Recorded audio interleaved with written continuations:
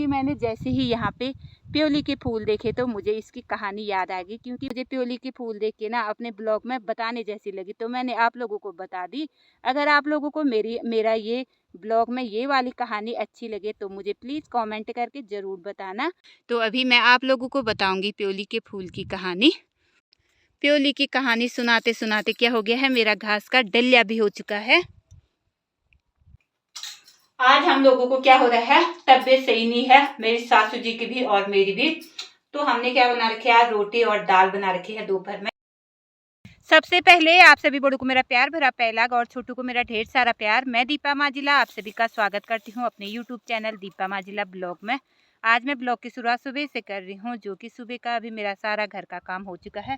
उसके बाद मैं आ गई हूँ ऊपर गेहूँ वाले खेत में, और इसी में से मुझे घास बना के ले जाना है। आजकल क्या है, मेरा स्वास्थ्य थोड़ा सा ठीक नहीं है, जिसके कारण आज मैं ऊपर दुकान भी नहीं गई हूँ, क्योंकि मेरी दुकान में आजकल धूप नहीं आती है। और आजकल क्या कभी भी धूप नहीं आती है, और जिससे मुझे और ज़्यादा ठंडा लग रहा है और उसी से मेरी तबीयत और ज़्यादा ख़राब हो रही है। इसीलिए मैं आज दुकान न जाके घर ही में हूँ, और मैं भी आई हूँ ऊपर वाले खेत में। और सासू जी तो कह रही थी कि घर में ही रहने के लिए, पर क्या हो रहा है, घर में भी मेरा मन नहीं लग रहा था, इसलिए मैं ऊपर साइड को आ गई हूँ खेत में घास काटने के लिए। मैंने सोचा थोड़ा सा घास जैसा भी होगा थोड़ा सा लेके आऊँगी। और मैं आई हूँ ऊपर के गेहूं वाले खेत में। इस वाले खेत में हमने गेहूं बो रखे और साथ में सरसों के प्यारे प्यारे पौधे हो रखे हैं, और इसी में से मैं घास निकाल के ले जाऊंगी, क्योंकि इसमें हमने कईयों और जांत बो रखा है। और वैसे तो जो बंजर ज़मीन है उसमें क्या हो रहा है, घास नहीं हो रहा है बिल्कुल भी, क्योंकि बारिश काफ़ी समय से नहीं हो रही है। सारे खेत खलिहान सूखने लगे हैं, और गेहूँ भी क्या होने लगे हैं, हल्के हल्के सूखने लगे हैं। और इसीलिए मैंने सोचा इसी वाले खेत में उस साइड को तो मैंने पूरा घास निकाल रखा है, मुझे उस वाले साइड से घास निकालनी है। तो मैं आई हूँ अभी ऊपर वाले खेत में। तो पहले मैं घास बना लेती हूँ, फिर चलते हैं उसके बाद घर में। इस वाले खेत से मैंने थोड़ा सा घास बना लिया है, और थोड़ा सा और बनाना है, क्योंकि इस साइड को थोड़ा सा और बचा है। कुछ इस तरह से कईयों के पौधे और जो नीचे छोटी छोटी घास उगी है इसी को मैं निकाल रही हूँ। तो मैंने कुछ इस तरह से काट रखा है यहाँ पे, और थोड़ा सा मैंने डलिया भी रख दिया है। और आजकल क्या है पता है, बसंत का महीना है, यानी कि माघ का महीना और फागुन का महीना लग चुका है। और क्या हो रखा है, आजकल खेतों में क्या हो रहा है, पीले पीले सरसों के फूल और कहीं पे पीले पीले प्योली के फूल खिले हुए हैं। और क्योंकि ये चीज़ें क्या होता है, बसंत ऋतु में ही खिलते हैं। और ये क्या है, ये हमारे कुमाऊँ की लोक कथाओं से जुड़े हुए हैं, और जो कि ये कभी भी देखोगे आप और समय नहीं खिलते हैं। प्योली खिलती है सिर्फ बसंत के महीने में, और इसी महीने में काफ़ी सारे फूल खिलते हैं, जैसे प्योली के हो गए, सरसों के हो गए, बुरांस के हो गए। ये चीज़ें क्यों खिलती है और कैसे खिलती है, जब आप हमारे उत्तराखंड की लोक कथाएँ सुनेंगे तो उसके बाद ही आपको पता चलेगा कि प्योली क्यों खिलती है इस समय, और प्योली पहाड़ों में ही क्यों खिलती है और जगह पे इसके फूल क्यों नहीं खिलते हैं। यह फूल सिर्फ उत्तराखंड में देखा जाता है। तो अभी मैं आई हूँ अपने इस वाले खेत में। थोड़ा सा घास मैंने डलिया में रख दिया है, थोड़ा सा और काटना है। आज मैं आपको बताऊंगी प्योली के फूल की कहानी, कि प्योली आखिर कौन है और ये कैसे फूल में परिवर्तित हुई। तो मैं ये चीज़ें आप लोगों को बताऊंगी। ऐसी पता है, जैसे प्योली का हो गया, बुरांस का हो गया, बहुत सारी ऐसी कथाएं हैं जो हमारे उत्तराखंड की मुझे पता है या मैंने सुनी है। और ये चीज़ें क्या होता है, सुनने में काफ़ी इंटरेस्टिंग लगते हैं, और इनको सुनने में काफ़ी मज़ा भी आता है।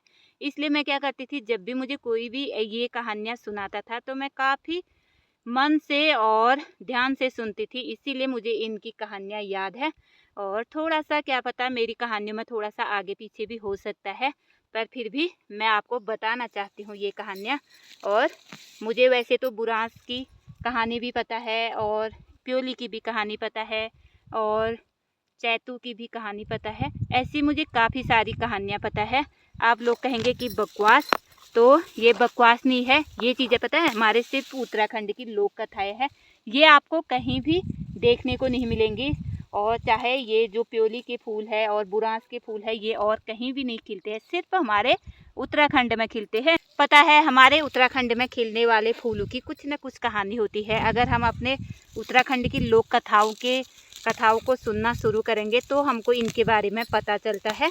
और इसी में से है प्योली, हमारी उत्तराखंड की एक लोक कथा। प्योली क्या थी? एक लड़की थी, यानी कि जो पहाड़ों में रहती थी, ऊंचे ऊंचे पहाड़ों में रहती थी। और वहीं पे जंगल और पेड़ पौधे पहाड़ जो भी है वो प्योली के क्या था, पूरा घर संसार था। और पहाड़ क्या थे, प्योली के पिता के समान था। और नदी क्या थी, माँ के समान थी। और जो वहाँ पे पेड़ पौधे पशु पक्षी थे वो सारे उसके भाई बहन की तरह थे। और इसी तरह से प्योली क्या रहती थी, जंगल में रह के काफ़ी खुश रहती थी। वहाँ पे उनका छोटा सा गांव था और वह एक गरीब घर की बेटी थी, तो पहाड़ों में रहती थी। और वहीं पे क्या, पहाड़ों में रहती थी, वहीं पे एक समय बाद, काफ़ी समय बाद क्या हुआ, एक राजा उस जंगल में घूमने के लिए आया। और घूमते घूमते राजा क्या हो गया, वहाँ पे मतलब रास्ता भटक गया। और भटकते भटकते वह कहाँ पहुँच गया, प्योली के घर के वहाँ। और उसने प्योली को देखा और उससे शादी करने का आग्रह किया, क्योंकि प्योली उसको पसंद आ गई थी और इसीलिए उसने प्योली से शादी करना चाहा। पर जिस समय प्योली से राजा ने शादी करने की बात की तो प्योली क्या हो गई थी, काफ़ी ज़्यादा मायूस हो गई थी। और वो सोचने लगी कि मैं, वैसे तो उसके माँ बाप सोचते थे कि हमारी प्योली का क्या होगा और ये कैसे घर में जाएगी। उनके माँ बापों को हमेशा उसकी चिंता सताई रहती थी, इसलिए उन्होंने प्योली की शादी राजा से करने को तय किया। और प्योली से शादी, राजा से शादी करने से पहले प्योली ने राजा से कहा कि मैं जंगल में रही हूँ, पली बड़ी हूँ, और ये पहाड़ मेरे पिता जैसा और नदी मेरी माँ जैसी और ये पेड़ पौधे और ये पशु पक्षी मेरे क्या है, भाई बहन जैसे है, तो मैं इनको छोड़ के तुम्हारे साथ कैसे आऊँ, राजा से पूछने लगी है। और क्या तुम मुझे इनसे मिलने दोगे? तो राजा ने क्या कहा प्योली से, हाँ। और प्योली क्या थी, वो चीज़ें छोड़ने के लिए तैयार नहीं थी, क्योंकि उसे पहाड़ों से काफ़ी ज़्यादा प्यार था। इसलिए जब से प्योली की शादी की बात चली, प्योली क्या होने लगी, उदास होने लगी। उसने राजा से अपने मन की बात कही और राजा भी प्योली से शादी करने के लिए काफ़ी उतावला था, तो उसने प्योली की सारी बातें मान ली। उसने कहा प्योली से, तुम मेरे से शादी कर लो, तुम जब भी आना चाहो इन पहाड़ों में आ सकती हो। और तो प्योली ने इसी कारण राजा से क्या कर ली, शादी कर ली। और राजा से शादी करने के बाद प्योली चली गई अपने ससुराल। और ससुराल में जाने के बाद क्या हुआ, प्योली काफ़ी समय तक ससुराल में रही, पर वो पहाड़ में भी आते जाते रहती थी। पर प्योली का क्या था, जो कि वहाँ पे उसको राजा के महल में सारी सुविधाएं मिलती थी, सारे ठाट बाट रहन सहन सब कुछ मिलता था, पर प्योली फिर भी खुश नहीं थी, क्योंकि उसे हमेशा पहाड़ों की याद आती थी।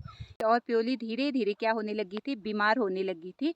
और राजा ने कई वैद्यों को दिखाया, कई मतलब जो अच्छे अच्छे वैद्य थे उन लोगों से प्योली का इलाज करवाना शुरू किया, पर प्योली ठीक होने का नाम ही नहीं लेती थी, क्योंकि प्योली काफ़ी ज़्यादा उदास हो गई थी। वहाँ के सुख सुविधाएं तो सब थी, पर प्योली के लिए वह कुछ भी नहीं था, क्योंकि उसके पहाड़ी उसके क्या थे, पूरे गहने और सुख सुविधा और ऐशो आराम उसको पहाड़ों में ही लगता था। तो इस तरह से प्योली क्या होने लगी, बीमार होने लगी। काफ़ी ज़्यादा वैद्य बुलाने के बाद भी जब प्योली ठीक नहीं हुई, तो प्योली ने राजा से अपनी अंतिम इच्छा पूछी, क्योंकि प्योली को पता था कि मैं आप नहीं बच पाऊंगी।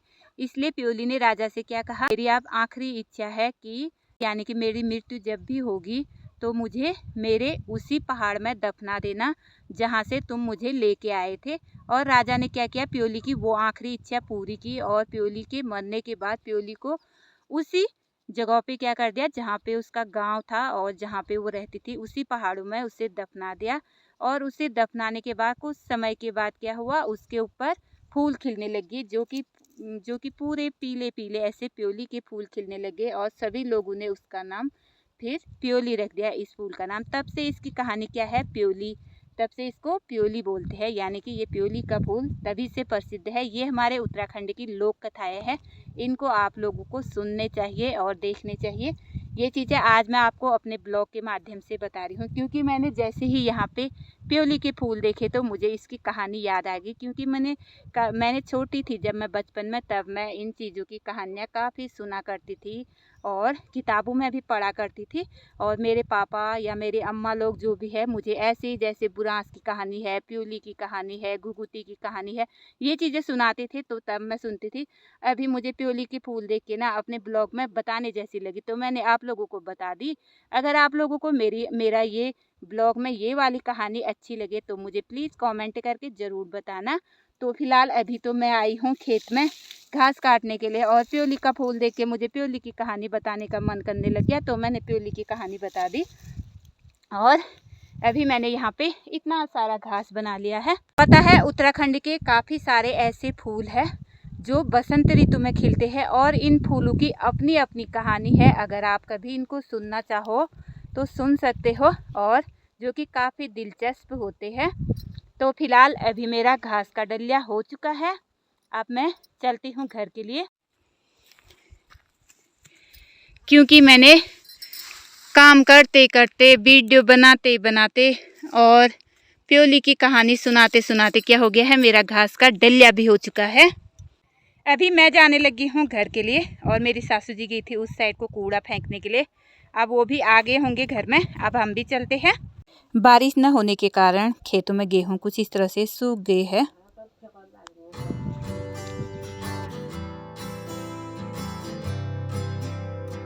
यहाँ पे गाय ने घास को कुछ इस तरह से पूरा बर्बाद करके रखा है। इसी में मैंने घास मिक्स कर दिया है।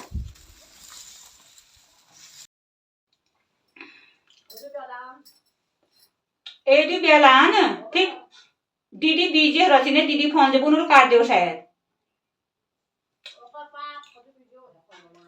हाँ, आज हम लोगों को क्या हो रहा है, तबीयत सही नहीं है, मेरी सासू जी की भी और मेरी भी। तो हमने क्या बना रखी है, रोटी और दाल बना रखी है दोपहर में। आज मौसम भी थोड़ा सा खराब हो रखा है, तो चलो पहले कोई नहीं दोपहर का खाना खा लेते हैं।